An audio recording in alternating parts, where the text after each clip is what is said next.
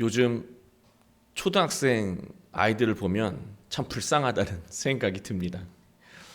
친구들하고 마음 편하게 놀 시간이 없어요. 가뜩이나 학원 다니느라 늘 시간이 부족했는데 이제는 코로나까지 겹쳐서 친구들과 마음 놓고 어울릴 수 있는 환경이 이젠 거의 없어졌습니다. 아이들이 느끼는 스트레스가 분명 이만저만이 아닐 것입니다. 우리 집에도 이 막내가 초등학교 고학년인데요. 요즘 평소와 다르게 좀 짜증이 생겼습니다. 어느 날 왜 그렇게 속상하냐고 물어봤더니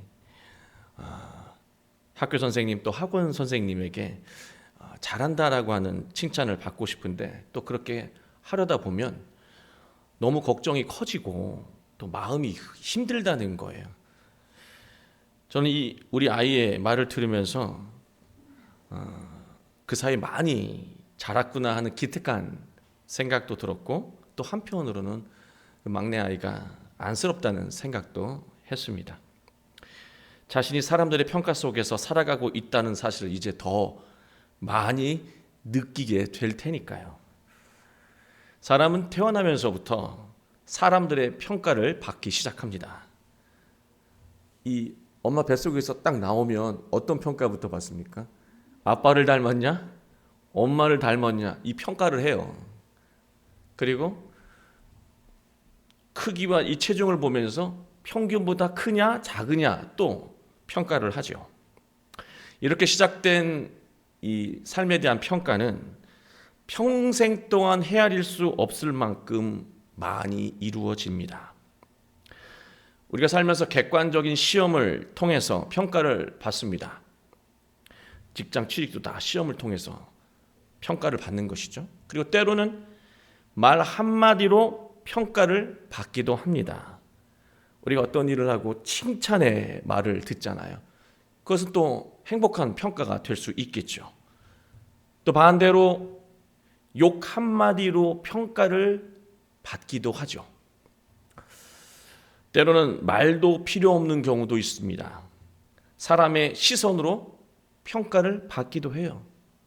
그냥 쳐다보는 그 눈이 나를 어떻게 생각하는지가 막 짐작이 되는 그런 평가도 있습니다. 경멸의 시선 그 어떤 평가보다 가슴이 아플 수도 있습니다. 이렇게 말하면 평가하는 것이 무조건 나쁜 것처럼 느껴질 수가 있잖아요. 그러나 평가하는 것은 결코 나쁜 것이 아닙니다. 사람은 평가를 통해서 개선되고 성장하기 때문입니다. 성경을 보면 예수님처럼 비판하고 평가하고 또 때로는 욕을 많이 하신 분이 없어요. 예수님이 이상한 분입니까? 문제는 평가 그 자체가 문제가 아니고요. 평가의 기준이 문제인 것입니다. 우리 아이가 슬프고 힘들었던 이유는요, 자신의 삶이 문제를 푸는 능력으로 평가된다고 생각했기 때문에 힘들고 슬펐던 것입니다. 우리 딸은 문제 풀고 못 풀고가 아니라 너무나 귀하고 소중한 딸이죠. 저에게만 그런 게 아니라 하나님에게도 그래요. 문제는 풀 수도 있고 못 풀 수도 있고 나중에 더 잘 풀 수도 있어요. 그게 딸을 평가하는 기준이 절대로 되지 않는다는 겁니다. 어른들이 인생을 평가하는 기준은요, 아이들보다 훨씬 더 위선적이고 불이합니다. 잘못된 기준으로 자신과 타인을 비교하며 평가하기 시작하면 많은 것을 누리고 살고 있는데도 늘 슬프고 걱정스럽고 사는 것이 힘들 수밖에 없습니다. 세상의 기준으로 평가하면 나는 늘 불행하고 속상하고 슬퍼요. 속상해 죽겠다, 힘들어 죽겠다. 그 죽음을 입에 물고 살아가게 되는 것입니다. 저는 오늘 말씀을 보면서 살아도 죽은 것처럼 사는 사람들이 등장하고 있음을 깨달았습니다. 25절 보면 죽은 자들로 비유되는 사람들이 나오고요. 26절을 보면 무덤 속에 있는 자들이 이렇게 비유로 설명되고 있습니다. 영적으로 죽은 것처럼 살아가는 자, 기쁨도 없고 활력도 없는, 그리고 늘 이 무덤에 누워 있는 것처럼 활력이나 새로운 것들이 나타나지 않는 삶, 그게 바로 죽은 자들이고 또 무덤 속에 살아가는 자라고 하는 것입니다. 오늘 본문을 보면 예수님이 심판에 대해서 말하고 있습니다. 이 심판하다라고 하는 말, 여러분 늘 궁금하시잖아요. 심판하다라고 하는 이 말은요, 헬라어로 크리노라고 하는 말입니다. 이 재판할 때 판결하다는 의미가 있고 판단하다, 평가하다는 뜻이 있는 말이 크리노, 바로 심판하다입니다. 결국 판단하고 평가하는 것이 성경에서 말하는 심판이라고 한다면 사람의 일생은 심판의 연속이라고 말할 수 있을 것 같습니다. 세상의 잘못된 기준으로 끊임없는 심판을 당하는 것이 우리의 인생이라고 하는 거예요. 우리는 잘못된 기준으로 누군가를 심판하고 누군가에게 심판을 당하기도 합니다. 때로는 세상의 기준으로 자기 자신을 심판하며 자신에게 몹쓸 고통을 안겨주기도 합니다. 이러한 세상의 심판 아래서 살아가는 한 사람은 절대로 행복할 수가 없습니다. 평생 그 심판의 주체인 세상의 눈치를 보면서 인생을 마감하게 되는 것이죠. 그러나 심판의 기준이 하나님의 의로움이라고 한다면 인생은 완전히 달라진다는 거예요. 아무리 올바른 기준으로 평가를 받는다고 해도 평가는 언제나 아픔이 있습니다. 평가라고 하는 것은 잘한 것과 못하는 것, 옳은 것과 그른 것이 분별되는 거잖아요. 그래서 늘 아픔이 있어요. 기쁨도 있지만 아플 때도 있어요.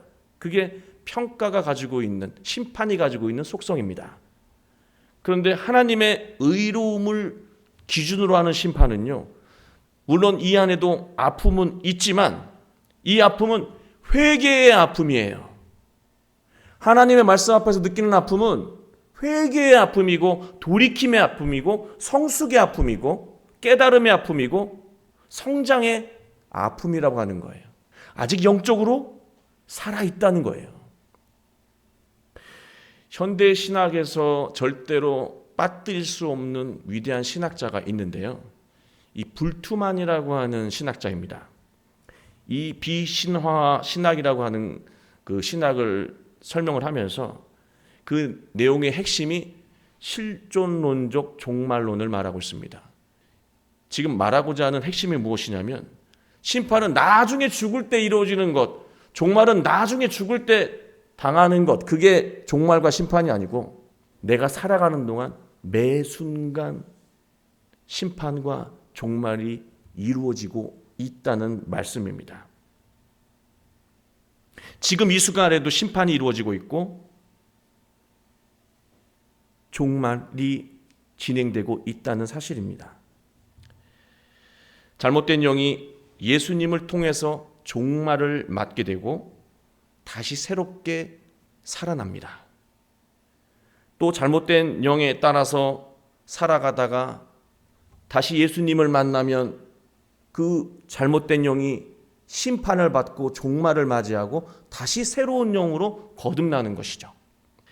고린도전서 15장 31절을 보면은요, 여러분이 잘 아는 말씀이 나오는데 바로 이게 실존론적 종말론의 표현이라고 할 수 있죠.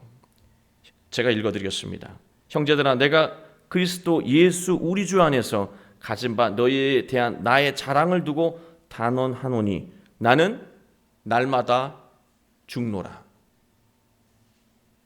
나는 날마다 죽노라. 이게 무슨 말입니까? 세상의 기준으로 나 자랑할 것이 많은 사람이 나 바울이야. 출신, 학벌, 능력, 열심, 지식, 철학, 자랑스러워하는 영을 매일같이 죽이며 살아간다는 거예요. 그 영으로 살면 하나님의 음성을 들을 수 없고 하나님이 자신을 이끄시는 그 길을 볼 수 없기 때문에 매일같이 예수 그리스도 안에서 자신을 죽이고 살아간다는 것이죠. 매일같이 장례식을 치르는 자가, 영적인 장례식을 치르는 자가 바울이었다는 것입니다. 바울은 세상의 기준으로 자랑할 것이 맞지만 그렇게 살아가면 예수님을 만날 수 없고 하나님의 능력을 알 수 없기에 그런 자아를 매일 죽이며 살았다라고 하는 것입니다. 22절 말씀을 보면 아버지께서 아무도 심판하지 아니하시고 심판을 다 아들에게 맡기셨다라고 기록하고 있습니다. 저는 이 구절을 읽으면서 또 묵상하면서 참 다행이라는 생각도 들면서 동시에 두려움도 느꼈습니다. 하나님이 우리의 불의를 심판하시겠다고 작정하시면 세상에 살아있을 사람은 갓난아기 외에는 없을 겁니다. 그러나 하나님은 심판하지 않으신다고 하셨습니다. 대신 심판을 아들이신 예수님에게 맡기신다고 하셨어요. 이 말씀의 의미는 인생에 대한 평가와 기준, 그 심판의 기준이 누구입니까? 예수님이라고 하는 거예요. 내 아들에게 심판을 맡긴다라고 하는 것은 예수님이 나중에 이 판사봉을 가지고 우리를 기다린다는 말씀이 아니고, 너희들이 나의 심판, 하나님의 심판을 받지 않고 싶다면 예수 그리스도 나의 아들을 이 심판의 기준으로 삼고 그의 말씀과 가르침대로 살아가라고 하는 그 가르침이 이 말씀이에요. 그리고 23절을 보면 모든 사람으로 아버지를 공경하는 것 같이 아들을 공경하게 하려 하심이라. 이 공경하다라고 하는 이 티마오라고 하는 단어는요, 마음속으로 최고의 가치라고 여기고 최고의 대상이라고 여기고 찬양하는 것을 공경이라는 단어로 사용하고 있는 것입니다. 따라서 예수님, 그리고 예수님의 그 복음이 내 인생 속에서 가장 큰 가치라고 여기며 살아가는 거예요. 결국 예수님의 복음을 받아들이고 자신을 부정하는 겁니다. 예수님의 복음의 핵심은 무엇입니까? 네 자신을 부정하고 십자가 앞에서 내 자신을 부정하고 내가 부족한 것을 인정하고 자기 십자가를 지고 살아가는 것이 예수님을 최고의 가치로 여기며 살아가는 것이고 예수님을 심판의 기준으로 여기며 살아가는 것입니다. 그러면 어떤 결과를 낳게 되는가? 24절에서 말씀하고 있습니다. 내가 진실로 진실로 너희에게 이르노니 내 말을 듣고 또 나를 보내신 이를 믿는 자는 영생을 얻었고 심판에 이르지 아니하나니 사망에서 생명으로 옮겼느니라. 이 말씀을 예수님을 믿고 살아가다 죽으면 나중에 하나님이 우리에게 이런 대접을 해주신다라고만 여기면 안 된다고 앞부분에서 말씀을 드렸습니다. 오늘 내가 예수님 말씀에 순종하고 살아가면, 오늘 내가 예수님 말씀을 믿고 따라 살아가면 무덤 같은 내 인생, 살아도 죽은 것 같은 내 인생에 생명이 깃들게 되고요, 열매가 없던 내 인생에 복된 열매가 맺히기 시작한다는 말씀입니다. 그런 결과가 나타난다는 거예요. 여러분, 혹시 오늘 복된 일이 있으십니까? 그것은 우연한 결과가 아닙니다. 여러분이 과거에 예수님을 마음에 새기며 성실하게 복의 씨앗을 심었기 때문에 오늘 심판이 이루어지는 순간에 하나님께서 여러분에게 주신 복된 열매라고 하는 거예요. 그게 오늘 내가 느끼는 이 복된 열매라고 하는 것입니다. 그렇다면 복된 내일을 원하세요? 복된 미래를 원하십니까? 그럼 오늘 어떤 씨앗을 심으며 살아야 합니까? 예수 그리스도를 마음에 새기고 복된 씨앗을 성실하게 심으며 오늘 살아갈 때 언젠가 하나님께서 몇 날이 될지 몰라요. 죽을 대로 생각하지 마세요. 내일이 될지 한 달 후가 될지 언젠가 하나님이 또 이 심은 것을 수확하는 그 시기에, 그 심판의 시기에 우리에게 복된 열매를 선물해 주신다는 말씀입니다. 예수님의 십자가 앞에서 자신의 부족함을 인정하고 자기 십자가를 부모에게 넘기지 않고, 자기 십자가를 자녀에게 넘기지 않고, 자기 십자가를 동료에게 넘기지 않고, 자기 십자가를 이웃과 교우들에게 넘기지 않고 자기 십자가를 오롯이 자기가 짊어지고 나아간다면 우리는 세상의 평가와 심판에 휘둘리지 않고 복된 감동적인 인생을 살아갈 수 있다는 것입니다. 그러나 만약 오늘 우리가 예수님이 아니라 불의한 세상의 기준으로 살아간다면 그 순간부터 우리 일상에 심판의 시계가 다시 작동되기 시작한다는 거예요. 내가 지금 어떤 마음으로 사느냐에 따라서 심판은 또 진행되죠. 우리가 세상의 기준으로 누군가를 심판하고 또 심판을 당하며 또 세상의 잣대로 스스로 심판하며 살아가는 한 우리의 삶은 늘 슬프고 또 고단하며 살아도 산 것 같지 않고 무덤 같은 인생을 살 수밖에 없고 또 무덤 같은 인생을 자녀에게 물려줄 수밖에 없습니다. 그래요, 하나님. 세상에 이렇게 불의하고 잘못된 가치로 우리를 막 힘들게 하는데 그런 세상의 가치와 평가와 심판에 휘둘리지 않고 정말 기쁨으로 살기를 원합니다. 행복한 삶을 살아가길 원해요. 구체적으로 어떻게 예수님을 따라 살아가야 한다는 것이죠. 19절 20절에서 우리에게 말씀하고 있습니다. 그러므로 예수께서 그들에게 이르시되 내가 진실로 진실로 너희에게 이르노니 아들이 아버지께서 하시는 일을 보지 않고는 아무것도 스스로 할 수 없나니 아버지께서 행하시는 그것을 아들도 그와 같이 행하느니라. 아버지께서 아들을 사랑하사 자기가 행하시는 것을 다 아들에게 보이시고 또 그보다 더 큰 일을 보이사 너희로 놀랍게 여기게 하시리라. 예수님은 자신이 하나님의 아들임을 깨달으시고 아버지 하나님이 원하시는 삶을 살아갔습니다. 우리도 예수님처럼 우리 자신이 하나님의 자녀임을 깨닫고 하나님의 뜻으로 살아가야 한다는 거예요.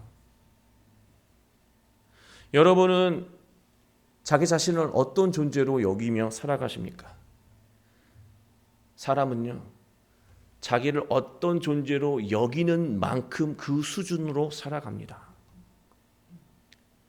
자기를 복된 존재로 여기는 사람은 그릇된 것을 심는 것을 원하지 않아요.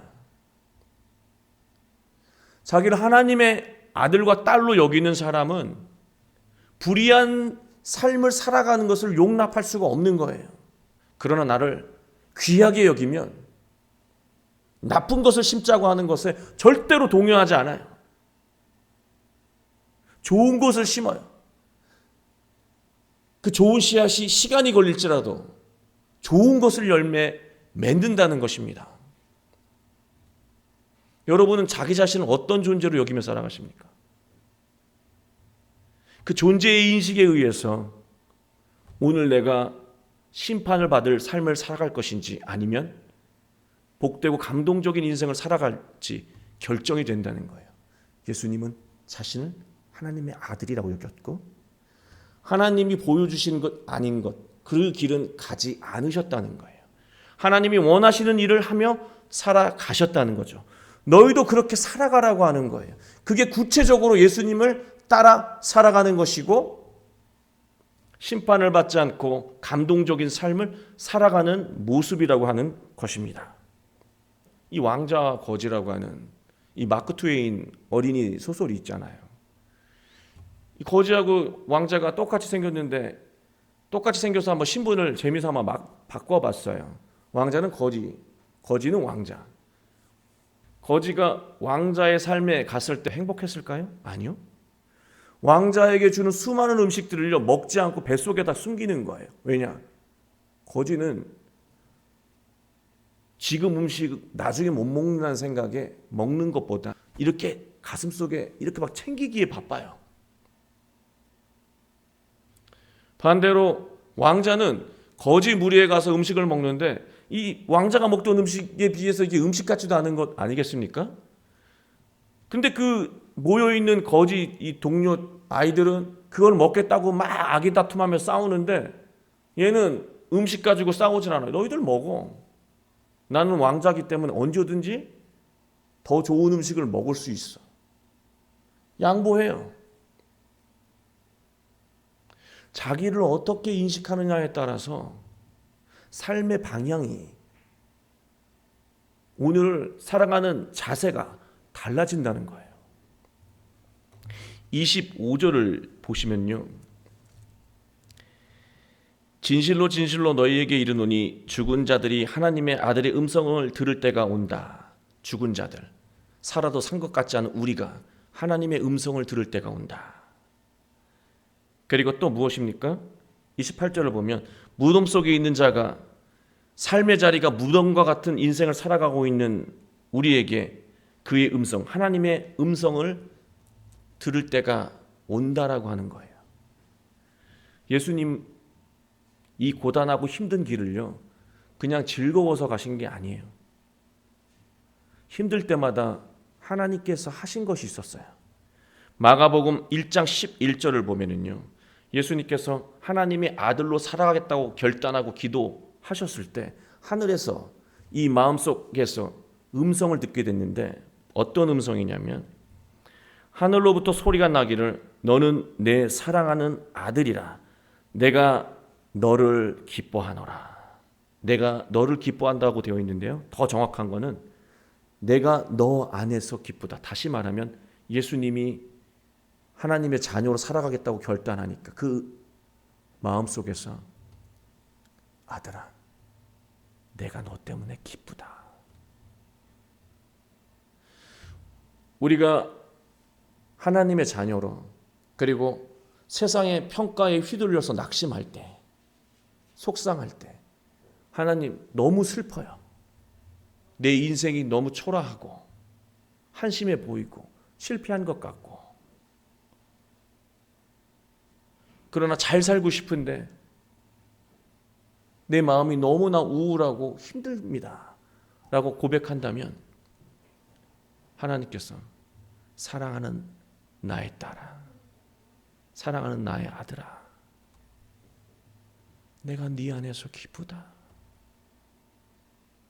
내가 너와 함께하며 복된 길을 인도할 거야. 그 음성을 들려주신다는 거예요. 그러면 삶이 달라진다는 것이죠. 여러분, 우리가 힘들 때 있잖아요. 내 편이 되어주는 그 음성을 들으면 우리 그 음성 하나 때문에 다시 일어설 수 있습니다. 다시 용기를 낼 수가 있어요. 하나님이 나를 인정하시는구나. 우리 그 음성이 필요해요. 내 안에서 나를 보며 정옥이라고 부르는 음성. 여러분 마음속에서 아무개야. 그 음성이 들을 때 우린 다시 일어설 수 있다는 말씀입니다.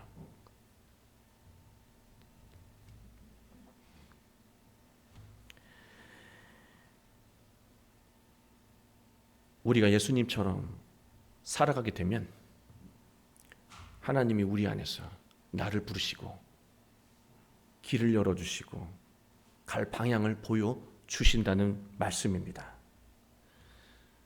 여러분, 이 순간에도 하나님은 우리를 지켜보고 계시고 또 우리의 삶은 심판으로 가느냐 안 가느냐 선상에 놓여 있습니다. 여러분은 어떤 삶을 선택하시겠습니까? 우리 끝으로 29절 한번 읽어볼까요? 선한 일을 행하는 자는 생명의 부활로, 악한 일을 행하는 자는 심판의 부활로. 악한 일이 덮인다고 생각하지 마세요. 선한 일이 잊혀진다고 걱정하지 마세요. 하나님은 분명하신 분이에요.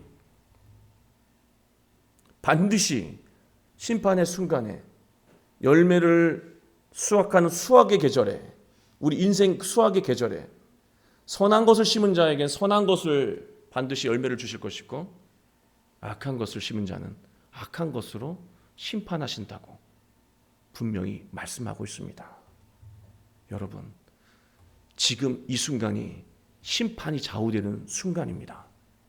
여러분, 어떤 씨앗을 심으며 살아가시겠습니까?